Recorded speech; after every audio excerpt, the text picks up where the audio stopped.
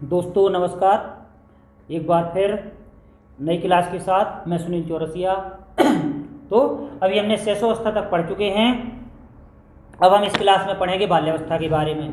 तो दोस्तों एक बात से अवगत कराना चाहता हूं कि जैसा कि आप मेरे इतने वीडियो देख चुके हो, इतनी क्लास अटेंड कर चुके हो, आशा है कि आप सभी का मनोबल बढ़ रहा होगा जब क्लास को देखते हैं। एक बार और बताना चाहूँगा कि दोस्तों हमारे चैनल का और मेरे पढ़ाने का एकमात्र उद्देश्य ये नहीं है कि क्वांटिटी पर जोर दिया जाए।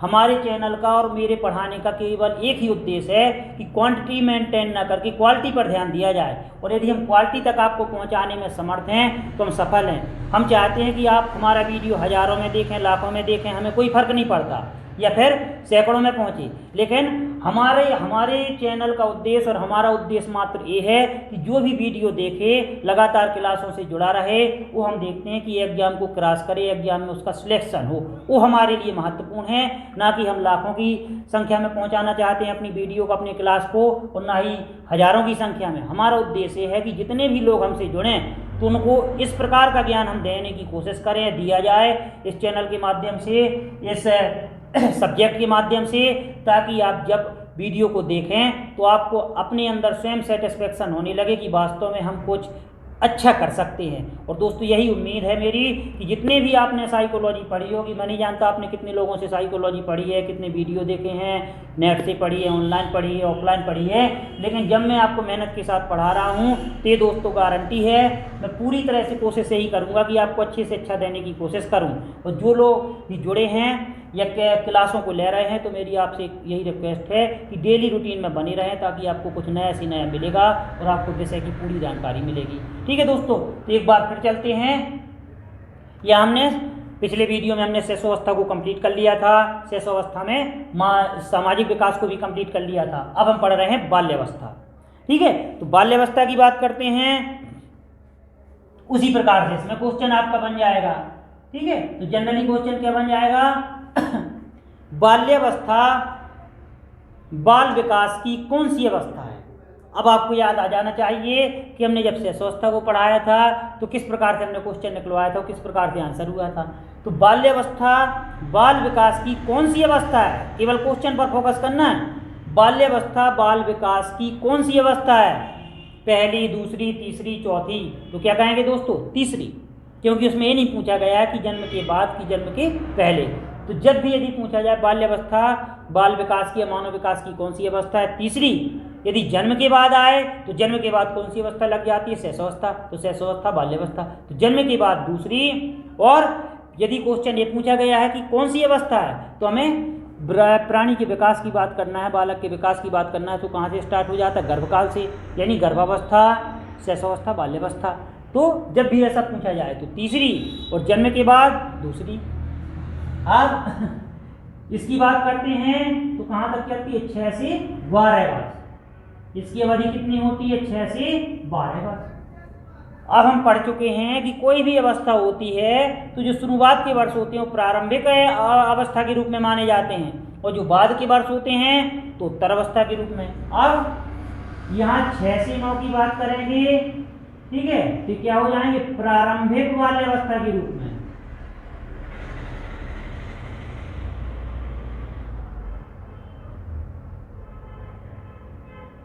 ठीक है, तो जब 6 से 9 की बात करेंगे तो प्रारंभिक बाल्यावस्था, और 9 से 12 की बात करेंगे तो हम देखते हैं उत्तर बाल्यावस्था।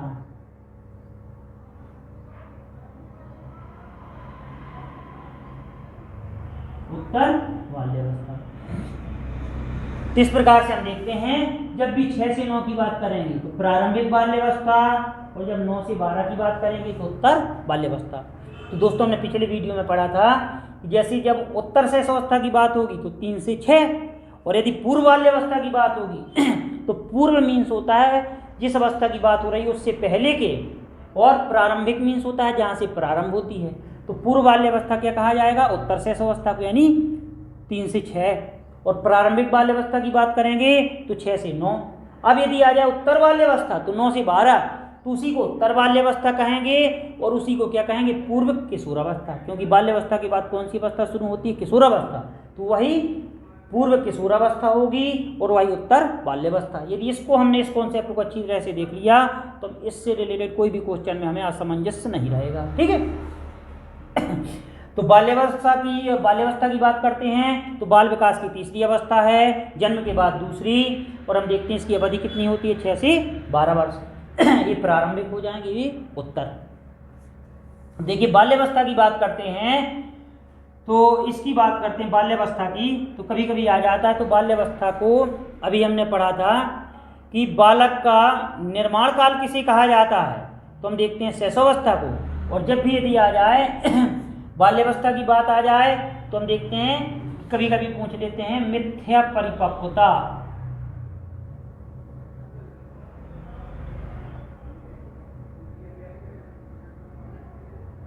मिथ्या परिपक्वता का काल किस अवस्था से संबंधित है, तो हम देखते हैं बाल्यावस्था।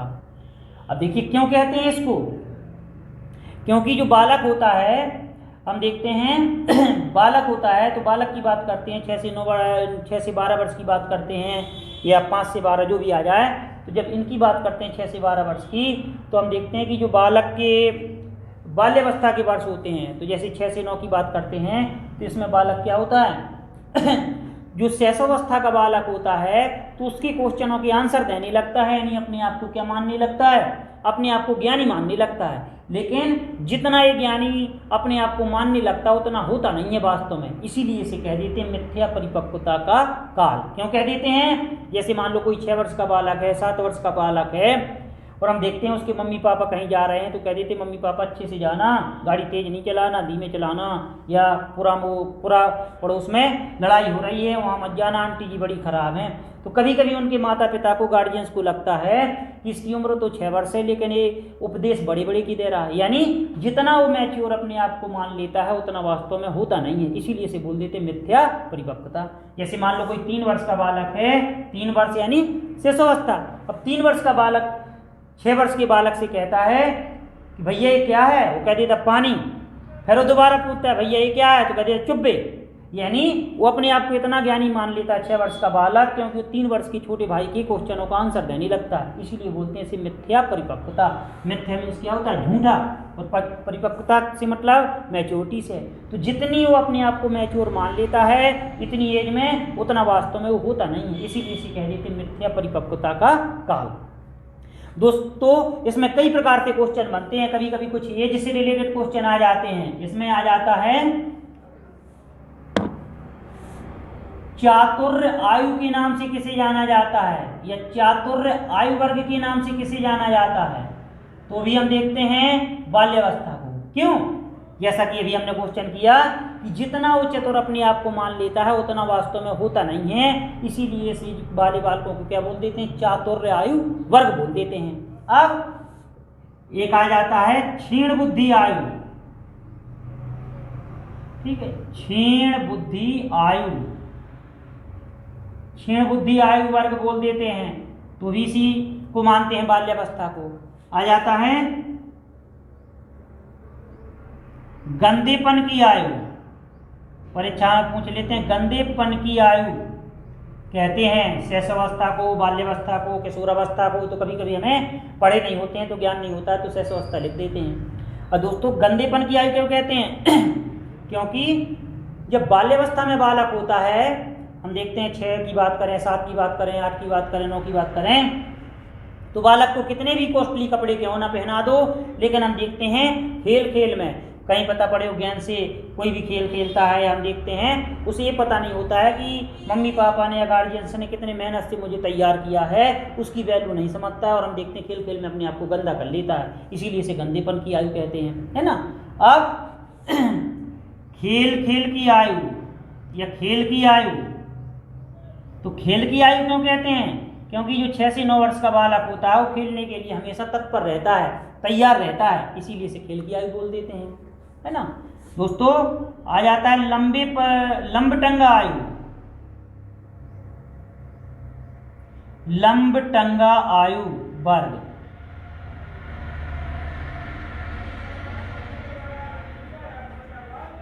एक शब्द आता है लंबटंगा आयु वर्ग। तो लंबटंगा आयु वर्ग भी किसको कहते हैं, बाल्यावस्था को। क्यों कहते हैं, क्योंकि हम देखते हैं साइंटिफिक रूप से देखें, साइकोलॉजिकल रूप से देखें तो बालक का जो विकास होता है तो बाल्यावस्था में हम देखते हैं टांगों की वृद्धि ज़्यादा होती है। तो हम देखते हैं कि बालक की जो लंबाई बढ़ती है तो पहले टांगों का विकास होता है, बाद में हम देखते हैं ऊपर वक्ष का विकास होता है, सीने का विकास होता है। तो इसीलिए हम देखते हैं कि जो बाल्यावस्था में होती है तो बाल्यावस्था में बालक की वृद्धि टांगों के रूप में पहले होती है।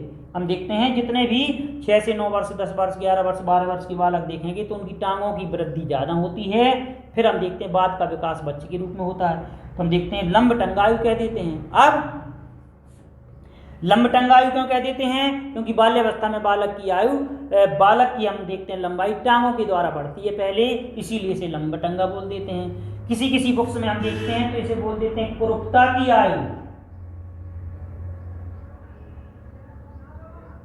कुरूपता की आयु, तो कुरूप मीन्स क्या होता है? असुंदर, है ना, सुंदर का बिलोंग होता है कुरूप, रूपवान का कुरूप। तो हम देखते हैं कुरूपता की आयु क्यों कह देते हैं? क्योंकि मनोविज्ञान में लंबी टांगों वाले को कुरूप माना गया है, असुंदर माना गया है, इसीलिए इसे कुरूपता की आयु कह देते हैं। तो लंब टंगा आयु आ जाए, कुरूपता की आयु आ जाए तो भी बाल्यावस्था से संबंधित हैं। अब कभी कभी पूछ लेते हैं एलिमेंट्री स्कूल एज या विद्यालय प्रवेश आयु, विद्यालय प्रवेश आयु वाला तो भी बाल्यावस्था को बोलते हैं। क्यों? क्योंकि हम देखते हैं 5 या 6 वर्ष में बालक का विद्यालय में प्रवेश हो जाता है और जहाँ से हम देखते हैं बाल्यावस्था की शुरुआत होती है, इसीलिए से कुछ मनोवैज्ञानिकों ने एलिमेंट्री स्कूल एज या विद्यालय प्रवेश आयु के रूप में कहा है। और यहीं से हम देखते हैं कि बालक क्या होता जाता है? सामाजिकता की भावना का विकास होने लगता है और हम देखते हैं उसके नए मित्र बनने लगते हैं। जैसे कि अब शैशवावस्था में बालक क्या था? शैशवावस्था में बालक अंतर्मुखी था, अब यहाँ पे क्या है? बहिर्मुखी व्यक्तित्व का विकास होने लगता है, अर्थात उसका बाहरी तत्वों की ओर रुझान होने लगता है, उसका विद्यालय में प्रवेश हो जाता है, आगमन हो जाता है, उसका हम देखते हैं नए नए मित्र बनते हैं, नए नए मित्र बनते हैं, नए नए मित्र बनते हैं। तो उसको हम देखते हैं उसे जो लगता है कि कल तक मैं जो घर की चार दीवारी में रहता था वो तो वास्तव में कल्पनात्मक था। हमने पढ़ा है कि शैशवावस्था में शिशु क्या होता है? कल्पनात्मक।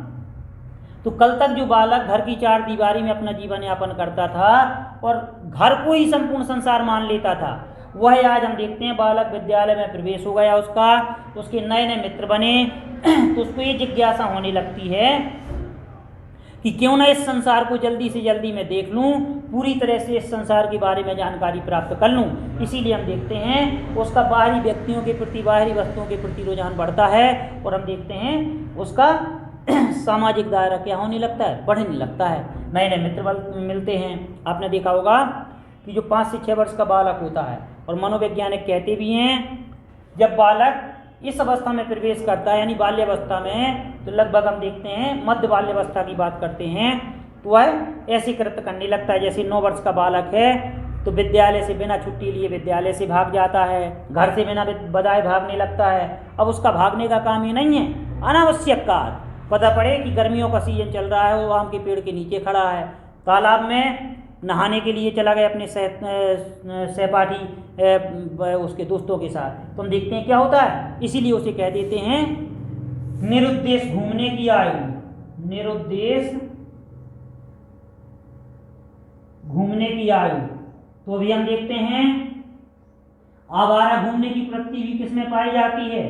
तो भी हम देखते हैं बाल्यावस्था में। और बाल्यावस्था में हम देखते हैं मनोवैज्ञानिक कहते हैं कि जब बालक लगभग 9 वर्ष का हो जाता है तो बिना बताए स्कूल से भागने लगता है ना। तो क्यों? क्योंकि उसको ये पता नहीं होता कि वास्तव में मुझे करना क्या है, अनावश्यक कार्य। पता पड़ा कि यहाँ वहाँ घूम रहा है, चहलकदमी कर रहा है, तो ये सब प्रकार से। अब एक और पूछ लेते हैं टोली की आयु, टोली की आयु। तो दोस्तों टोली की आयु भी हम देखते हैं कौन सी अवस्था को कहते हैं? बाल्यावस्था को, है ना, लेकिन अंतर होता है टोली में। हम देखते हैं जो बाल्यावस्था में बालक होता है तो हम देखते हैं यहाँ जो बालक होते हैं 6 वर्ष की बात करें, 7 वर्ष की बात करें, 8 वर्ष की बात करें, तो बालक हम देखते हैं टोली में रहने लगता है। लेकिन टोली का कार्य क्या होता है? अपने स्वार्थ के लिए कोई कार्य करना। जैसे हम देखते हैं बाग में जाके किसी के अमरूद तोड़ना, है ना, किसी का हम देखते हैं बेरों की चोरी करना, है ना, तो फल फूल की चोरी करना, तो अपनी दैनिक आवश्यकताओं की पूर्ति के लिए छुटपुट चोरियां करने लगता है, टोली में रहने लगता है। और टोली का कार्य क्या होता है? अपनी आवश्यकता की चीज़ों की पूर्ति करना, है ना। तो इस प्रकार से इसे टोली में रहने लगता है और हम देखते हैं इसीलिए टोली की आयु कह देते हैं। तो इस प्रकार से कभी कभी क्वेश्चन आ जाते हैं, चातुर आयु वर्ग के नाम से किसे जाना जाता है, क्षीण बुद्धि आयु के नाम से किसे जाना जाता है, गंधेपन की आयु के नाम से किसे जाना जाता है, खेल की आयु के नाम से किसे जाना जाता है, लंबटंगा आयु के नाम से किसे जाना जाता है, कुरूपता की आयु के नाम से किसे जाना जाता है, विद्यालय प्रवेश आयु के नाम से किसे जाना जाता है, निरुद्देश घूमने की प्रवृत्ति किससे संबंधित है, टोली की आयु किससे संबंधित है। तो ये दोस्तों सब बाल्यावस्था से संबंधित विशेषताएं होती हैं। अब तो हमने बाल्यावस्था में इस प्रकार से देखा, बेसिक देखा, कहाँ से शुरू होती है, कहाँ पे खत्म होती है, पूर्व बाल्यावस्था क्या है, प्रारंभिक बाल्यावस्था क्या है, उत्तर बाल्यावस्था क्या है। अब बाल्यावस्था की बात करते हैं। तो बाल्यावस्था में हम देखते हैं, बालक में हम देखते हैं बालक की बात करें, बालिकाओं की बात करें, तो हम देखते हैं इनमें क्या होती है, शर्माने की प्रवृत्ति आ जाती है। तो मनोविज्ञान कहता है कि शर्माना क्या कहलाता है। जैसे मान लो कोई 6 वर्ष का बालक है, 9 वर्ष का बालक है, तो आपने देखा होगा आप उसके घर में गेस्ट बन के जाइए या अजनबी बन के जाइए, तो हम देखते हैं कि बालक के गार्जियंस नहीं हैं, तो क्या करता है, शर्माने का मतलब क्या है, अपनी उंगलियों को दांतों तले दबाना, बार बार हम देखते हैं अपने हाथों को फैलाना या टांगों को सिकोड़ना, या हम देखते हैं आंखों को ऊपर नीचे करना, ये सब लक्षण बालक बालिकाओं में दिखाई देने लगते हैं, अर्थात उनमें शर्माने की प्रवृत्ति विकसित होने लगती है, तो ये शर्माना कहलाता है। बाल्यावस्था में बालक क्या होते हैं, बातूनी होते हैं, बहुत ज़्यादा बोलते हैं। तो जब भी यदि आ जाए कि बातूनी प्रवृत्ति, तो बाल्यावस्था से रिलेटेड है। और आपने देखा होगा कि जब भी यदि आ जाए कि बोलते तो बालक बाल्यावस्था में बहुत ज़्यादा हैं, कभी कभी शब्द भंडार से संबंधित क्वेश्चन आ जाते हैं, लेकिन जब भी यदि आ जाए कि बाल्यावस्था में हम देखते हैं जो शब्द भंडार जो होता है लड़कों का अधिक होता है कि लड़कियों का अधिक होता है, तो शब्द भंडार लड़कियों का अधिक होता है, लड़कों का कम होता है। यानी मनोविज्ञान कहता है लड़कियां अधिक बोलती हैं किसकी तुलना में, लड़कों की तुलना में। अभी हम पढ़ेंगे, जैसे बाल्यावस्था के बाद किशोरावस्था पढ़ेंगे, तो उसमें हम पढ़ेंगे कि लड़कियां बोलने का काम करती हैं और लड़के क्या करते हैं, मार धाड़ का काम करते हैं। लड़कियों का क्या होता है, वो केवल बातों के माध्यम से, है ना, इधर की बात उधर करती हैं और कुछ नहीं करती हैं, है ना। लेकिन लड़के क्या होते हैं, लड़के हम देखते हैं लड़ने झगड़ने का कार्य करते हैं। तो इसीलिए मनोविज्ञान कहता है कि जब भी यदि आ जाए कि शब्द भंडार किसका होता है अधिक, लड़कों का लड़कियों का, तो लड़कियों का शब्द भंडार अधिक होता है किसकी तुलना में, बालकों की तुलना में, लड़कों की तुलना में। तो शब्द भंडार की जब बात होगी, शब्द भंडार से संबंधित कभी कभी क्वेश्चन आ जाते हैं कि कितने वर्ष का बालक कितने शब्द बोल लेता है, तो यहाँ से एक क्वेश्चन आपका आ जाता है। यूपी टेट में आपने देखा होगा कई बार आ जाता है कि 2 वर्ष का बालक लगभग कितने शब्द बोल लेता है, तो यहाँ से क्वेश्चन बनते हैं। तो दोस्तों अभी शब्द भंडार की बात हो रही है। अभी एक क्वेश्चन और आपका इससे रिलेटेड आया है। यदि आप पिछले वर्षों के पेपर देखते हो तो आपने देखा होगा हमने वृद्धि और विकास में भी स्पष्ट किया था, लंबाई को पढ़ा था, भार को पढ़ा था। तो यहाँ से संबंधित बाल्यावस्था में क्वेश्चन आपका बनता है उसी से संबंधित। पहले मैं ऑप्शन यहाँ पे लिखूंगा, फिर इसके बाद मैं क्वेश्चन बताऊंगा।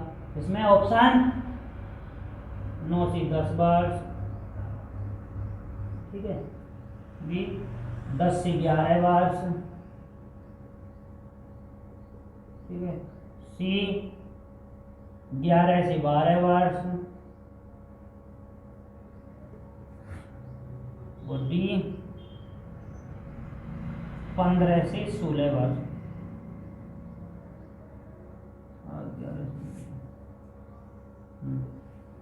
क्वेश्चन है बाल्यावस्था के किन 2 वर्षों में लड़कियां जो होती हैं लंबाई एवं भार की दृष्टि से लड़कों से आगे निकल जाती हैं। बाल्यावस्था के किन 2 वर्षों में लड़कियां लंबाई एवं भार की दृष्टि से लड़कों से आगे निकल जाती हैं। ये आपका क्वेश्चन 1-2 बार एग्जाम में पूछा गया है, चाहे आपका सी टेट हो, चाहे यूपी टेट हो, चाहे एमपी टेट हो, है ना।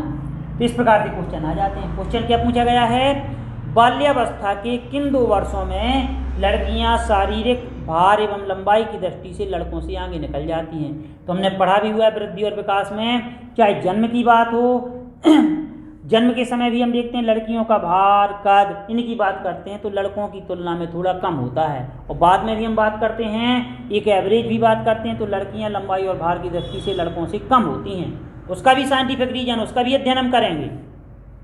लेकिन यहाँ क्वेश्चन आपका पूछा गया है कि बाल्यावस्था के किन 2 वर्षों में लड़कियां लंबाई एवं भार की दृष्टि से लड़कों से आगे निकल जाती हैं। तो दोस्तों बाल्यावस्था के केवल 2 वर्ष होते हैं जिनमें लड़कियां लंबाई और भार की दृष्टि से आगे निकल जाती हैं। इसके बाद हम देखते हैं पुनः वही कार्य चलने लगता है और किशोर अवस्था आते ही लड़कियां और लड़कों की लंबाई और भार का अनुपात वही चलने लगता है कि लड़के आगे निकल जाते हैं। तो किन 2 वर्षों में, तो हम देखते हैं 11वें और 12वें वर्षों में, ये आपका आंसर होगा। और 12 वर्ष बाद हम देखते हैं लड़कियों में मेंस्ट्रुएशन साइकिल स्टार्ट हो जाती है और हम देखते हैं कि लड़कियां पुनः और किशोर अवस्था के आते ही लड़के लंबाई और भार की दृष्टि से आगे निकल जाते हैं। तो कौन सा आंसर सही होगा, तो ऑप्शन सी 11 और 12वें वर्ष, ये वाला आंसर आपका सही होगा।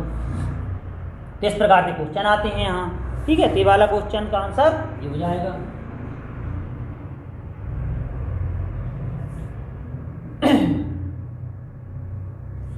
इसकी बात करते हैं, शब्द भंडार से रिलेटेड क्वेश्चन आते हैं तो उनको और देख लें, फिर इसके बाद में हम आगे बढ़ेंगे, ठीक है। तो बाल्यावस्था में आ जाता है शब्द भंडार। तो शब्द भंडार की जब भी बात होती है तो शब्द भंडार किसका अधिक होता है, लड़कों का लड़कियों का।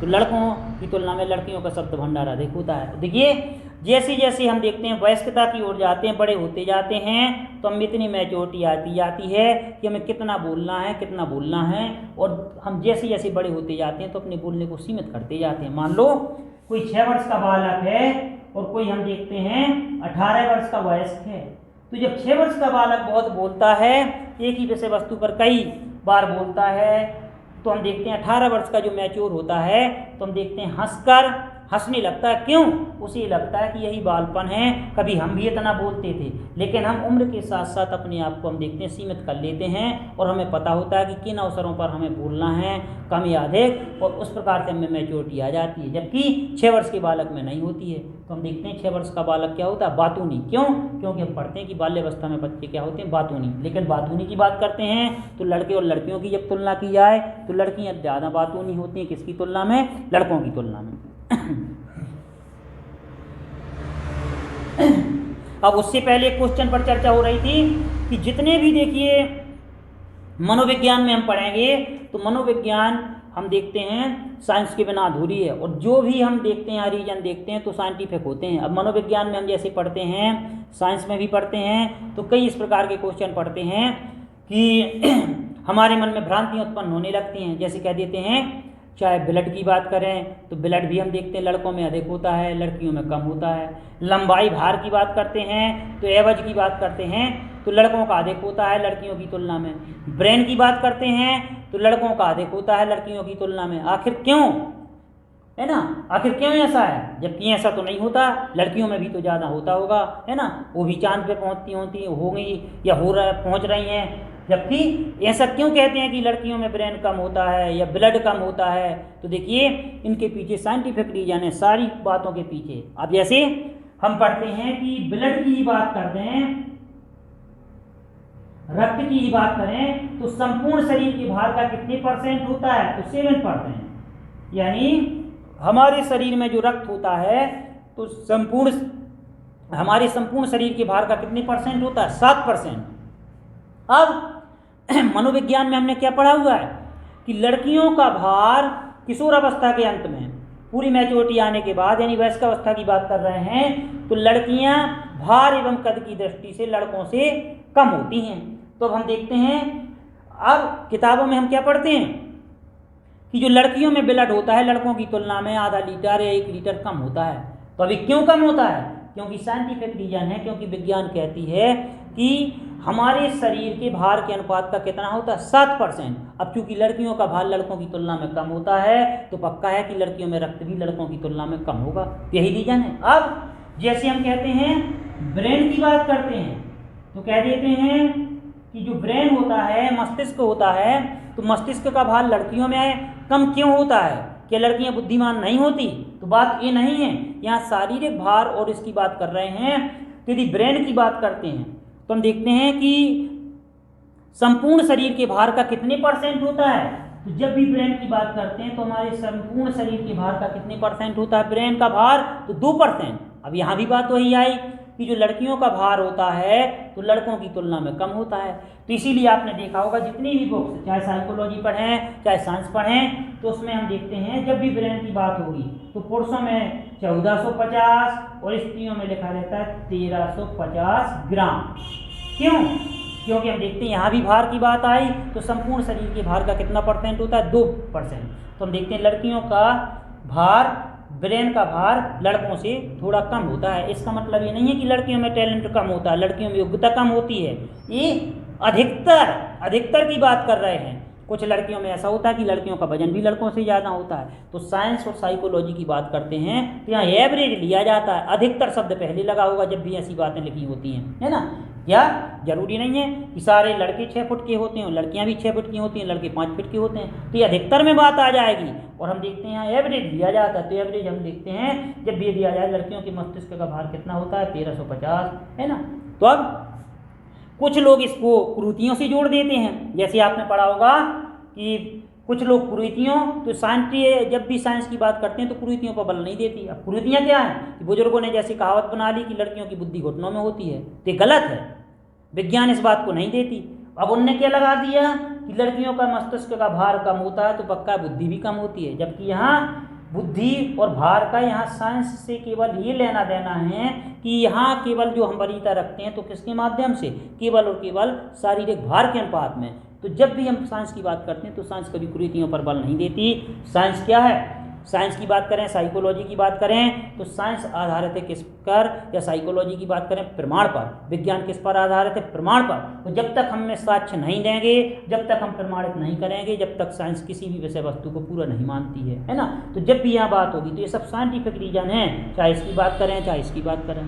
ठीक है दोस्तों, तो आपको समझ में आया होगा। तो जब भी यदि ऐसे क्वेश्चन आते हैं तो सब में साइकोलॉजिकल रीजन है और साइंटिफिक रीजन है। अब हम पढ़ रहे थे बालकों का शब्द भंडार। यहां से कुछ क्वेश्चन बनते हैं। या बाल्यावस्था में बालकों का शब्द भंडार।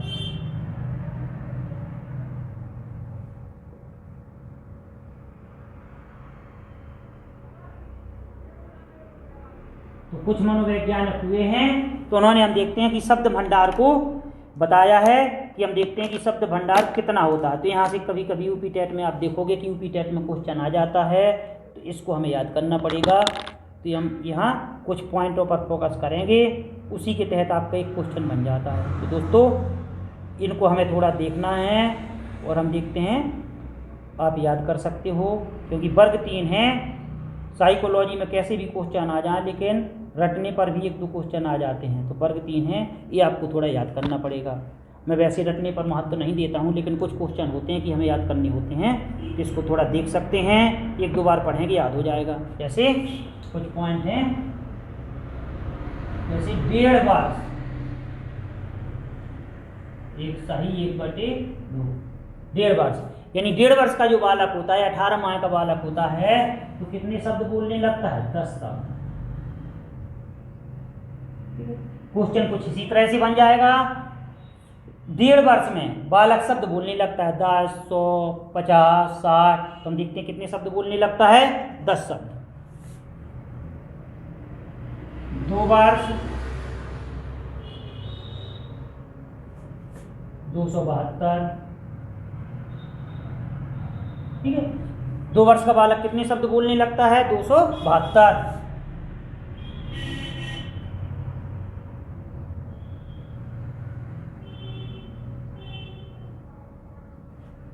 2.5 वर्ष 450। ठीक है, 2.5 वर्ष में बालक कितने शब्द बोलने लगता है? 450 शब्द। 3 वर्ष, 3 वर्ष की बात करेंगे तो बालक कितने शब्द बोलने लगता है? 1000 शब्द। 3 वर्ष में बालक कितने शब्द बोलने लगता है? 1000 शब्द। 3.5 वर्ष 1250 शब्द। ठीक है, 1250 शब्द। 4 वर्ष का बालक तो हम देखते हैं 1600 शब्द। 4 वर्ष का बालक कितने शब्द बोलने लगता है? 1600 शब्द। 4.5 वर्ष तो हम देखते हैं 1900 शब्द। 4.5 वर्ष का बालक कितने शब्द बोलने लगता है? 1900। 5 वर्ष का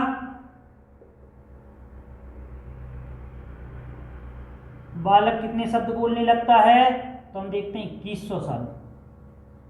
5 वर्ष का बालक कितने शब्द बोलने लगता है? 2100 शब्द। ठीक है। 6वीं कक्षा में पढ़ने वाला बालक,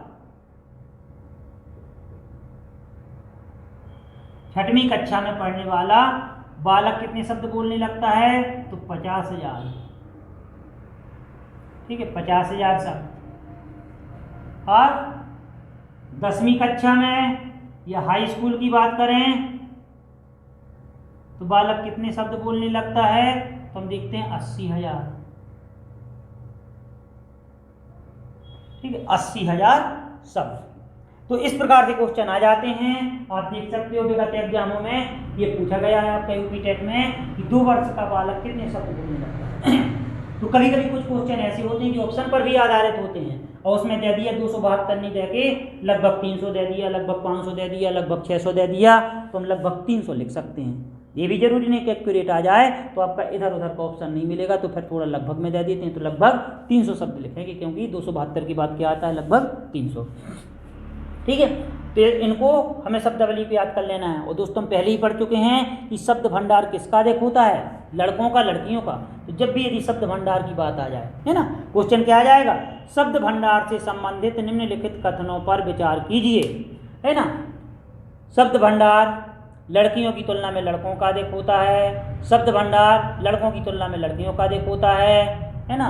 अब अगला आ जाएगा जेंडर रूढ़बद्धता को दर्शाता है, अगला आ जाएगा कोई नहीं। तो ये जेंडर रूढ़बद्धता को नहीं दर्शाता, ये साइंटिफिक रीजन है। यानी शब्द भंडार लड़कों की अपेक्षा लड़कियों का अधिक होगा, यहाँ आंसर ये वाला हो जाएगा। ठीक है दोस्तों, तो आज की क्लास ये थी। अब इसमें हमने बाल्यावस्था में पढ़ा, इसके बाद हम अगली क्लास को लेकर आएंगे। धन्यवाद।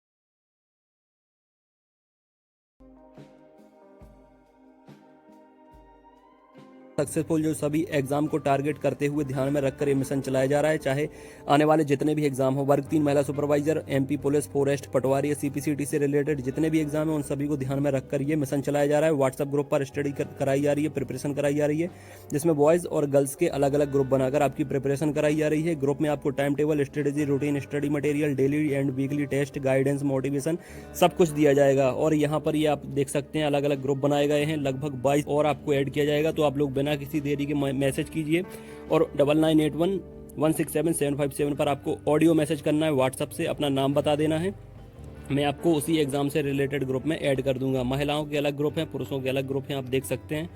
ठीक है, और इसके साथ साथ strategy, routine, syllabus, complete plan आपकी स्टडी के लिए, ताकि आप लोग बेस्ट रैंक हासिल कर सको यहाँ पर। ठीक है, आपकी तैयारी के साथ ही आपको पता लग जाता है कि आप अब अच्छी मेरिट हासिल करने वाले हो, क्योंकि यहाँ पर आपको टाइम टेबल दिया जाता है। हर एग्जाम का अलग टाइम टेबल होता है जो 7 दिन में बदलता रहता है। जुड़ने से आपको फायदा क्या मिलेगा? Time table, strategy, routine, study material, daily weekly test, guidance, motivation सब आपको मिलता रहेगा। जुड़ने के लिए आपको 99811677 और 757 ये व्हाट्सअप नंबर है, इस पर आपको ऑडियो से नाम बता देना है अपना और किस एग्जाम के लिए आपको जुड़ना है वो भी मुझे बता देंगे, तो मैं आपको जोड़ लूंगा। सभी एग्जाम की प्रिपरेशन कराई जाती है, सभी एग्जाम की ऑनलाइन ऑफलाइन टेस्ट सीरीज मिलती है, नोट्स मिलते हैं, तो आप ले सकते हैं। ये सारा कुछ आप देख सकते हैं। कम से कम 1000 से ज़्यादा स्टूडेंट वर्ग 3 की प्रिपरेशन लगातार कर रहे हैं, जिनने नोट्स मंगाए हैं। 5000 से ज़्यादा स्टूडेंट मेल और फीमेल ग्रुप में जुड़े हैं। खासकर एमपीटीईटी के लिए टाइम टेबल दिया गया है उन्हें, और एमपीटीईटी के लिए जो स्पेशल नोट्स बनाए गए हैं पीईबी जो सिलेबस है उसके हिसाब से, उसको लेकर पढ़ना आप जरूर शुरू करें, क्योंकि उससे पीईबी सिलेबस पूरा कंप्लीट कवर किया गया है। मार्केट में ऐसी कोई बुक नहीं है जो सिलेबस को कवर करे और इतना बेहतरीन स्टडी मटेरियल आपको दिया जाए, जिसमें शानदार पेडागोजी भी दी गई है जो 15 नंबर की आने वाली है, और बाकी आपका जो 15 नंबर का अलग पार्ट है वो भी इसमें अच्छे से कवर आपका हो जाएगा। नोट्स लेने के लिए आप इंदौर में आ सकते हैं, हैंड टू हैंड भी ले सकते हैं, छतरपुर में भी ले सकते हैं। हैंड टू हैंड आपको कम कीमत में वो तुरंत मिल जाएंगे, बाकी आप अपने घर पे भी मंगा सकते हैं स्पीड पोस्ट से। उसके लिए भी मुझे 9981167757 पर मैसेज कर दें। छतरपुर का जो ऑफिस है वो छत्रसाल बुंदेलखंड यूनिवर्सिटी के सामने है। इस तरह के जो नोट्स बनाए गए हैं सारा कुछ स्पेशल फैकल्टी के द्वारा, कोशिश यही की जाएगी कि आपके 125 प्लस अंक आए, चाहे आप किसी भी कैटेगरी से बिलोंग करते हो। 125 प्लस अंक अगर आपके आ गए तो सिलेक्शन आपका वर्ग 3 में होने से कोई रोक नहीं सकता। ठीक है फ्रेंड, अब इसके साथ साथ ऑनलाइन टेस्ट सीरीज, जिसकी प्रिपरेशन उन्हें लगता है कि हो गई है, वो ऑनलाइन टेस्ट सीरीज भी लगा सकते हैं। ऑनलाइन टेस्ट सीरीज भी मैं आपको प्रोवाइड कर दूंगा। 30 ऑनलाइन टेस्ट मिल जाएंगे, 20 आपको PDF मिल जाएंगी। ये ऑफिस है हमारे छतरपुर का। यहाँ पर ये आपका चैनल है। प्यार देने के लिए, सपोर्ट देने के लिए बहुत बहुत शुक्रिया आपका। चैनल को सब्सक्राइब कर सकते हैं, जुड़ सकते हैं जितने भी नए मेंबर हैं, और पुराने मेंबर को परिवार का हिस्सा बनने के लिए शुक्रिया फ्रेंड्स। अपनी सेहत का ख्याल रखें, कोरोना से बच कर रहें। God bless you, all the best and take care.